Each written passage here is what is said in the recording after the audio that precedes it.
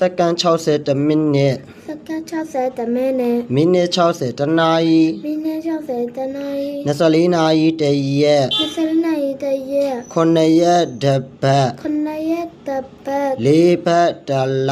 4ပတ်တလ 12လတနှစ် 12လတနေ့ ဒါဆိုရင် second 60 the minute second 60 the minute minute 60 the night minute 60 the night 24နာရီတရက် 24နာရီတရက် 9ရက်တပတ် 9ရက်တပတ် 4ပတ်တလ 4ပတ်တလ 12လတနှစ် 12လ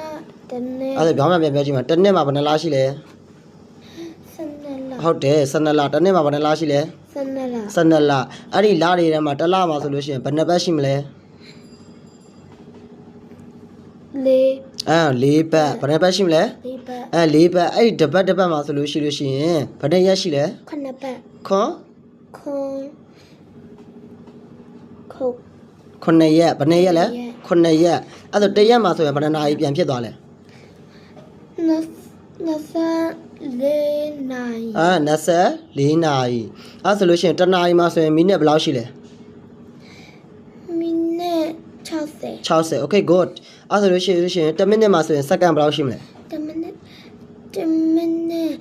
60 စက္ကန့်60 okay very good အဲ့ဒါခုနကတော့ပြောခဲ့ပြီးပြီဟဲ့လားဒီမှာဆိုလို့ရှိရင်စက္ကန့်တန်လေးက60အကြိမ်ပြည့်မှဒါဘယ်နှမိနစ်ဖြစ်သွားလဲ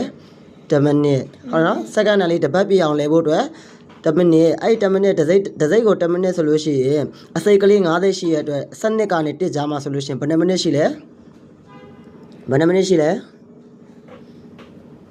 စနစ်နဲ့တစ်ကြားမှာဆိုရင်အစိတ်ကလေးဘယ်နှခုရှိတော့ 5ခုအဲ့ဆိုလို့ရှိရင်တစ်စိတ်ကို10မိနစ်ဆိုတော့ကြတော့1 2 3 4 5ဘယ်နှမိနစ်လဲအဲ့ဆို5မိနစ်ဟုတ်ပြီနော်ရမလားသိကြရနော်